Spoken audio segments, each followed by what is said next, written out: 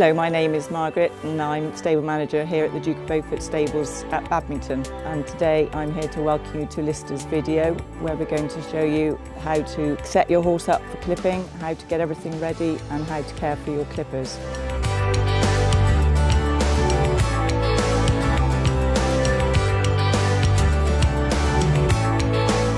Right, the first thing we're going to look at are the blades on the clippers. One thing you must make sure is that they don't have any broken teeth, as this will certainly impair the quality of the clip and certainly may injure the horse while you're clipping. Also check for any signs of rust. If they've been stored away for any length of time, then they often start to go a little bit rusty, so you could store them in a lightly oiled cloth, which would help to prevent this. Also, a handy tip is to have a spare set of blades with you while you're clipping, which are either resharpened or new, so if the blades that you are using may start to blunt a little, you can swap over onto the new set of blades to ensure that you've got a good finish on the clip. Listers have a unique tool-free method of setting the blades and ensuring the correct tension while you are clipping. You screw the nut as tight as you can and then turn it back for 1.5 turns using the marker as a guide. This should ensure that you have the correct tension before you start clipping.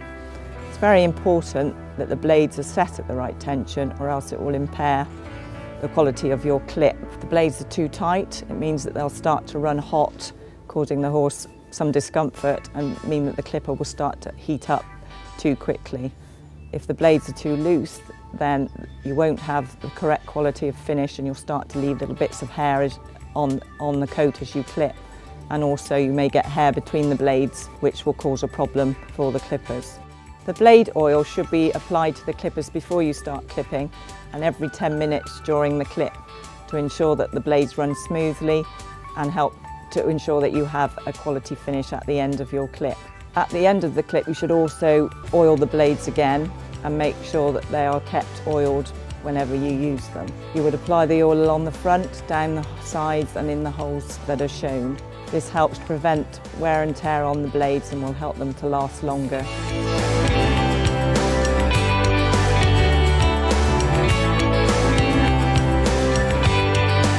Okay, the next thing we're going to think about is where we're going to clip the horse and the most suitable place.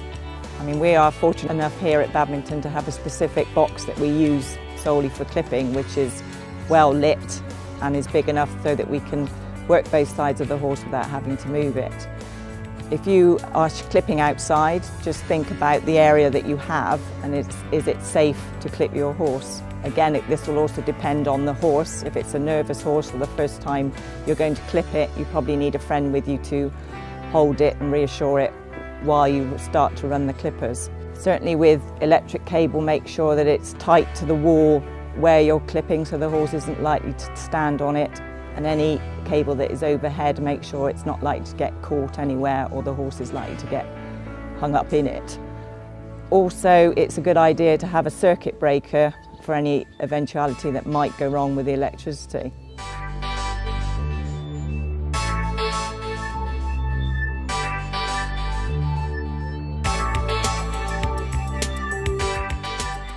Of course, we come to the horse. Make sure that your horse is thoroughly clean before you start clipping him. It's a good idea to give him a bath the day before so that he's not covered in sweat and mud. Won't do your clippers a lot of good if you try and clip a horse that is muddy and sweaty, and your blades certainly won't last very long if they have to struggle through a dirty coat. It's a good idea to put on a tail bandage to keep the tail out the way while you're clipping that area, and if your horse has a lot of mane, you could put a few plaits into one side just to help keep the mane out of the way.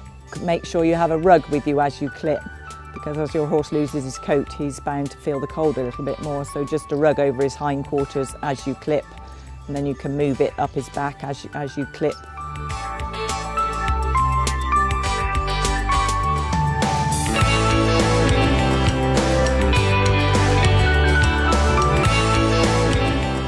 And finally, we're going to think about ourselves. Are we ready for clipping and what we are going to wear while we clip our horse? You need to be wearing clothing that is comfortable and isn't going to get stuck with hair as you clip.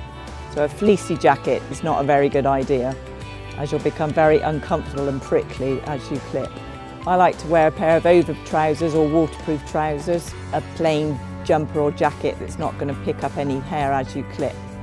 I also like to wear a scarf around my neck, which I then put over my head to help keep my hair free of the horsehair. Think about your footwear too. Make sure you've either got some steel toe caps on or a pair of sturdy riding shoes.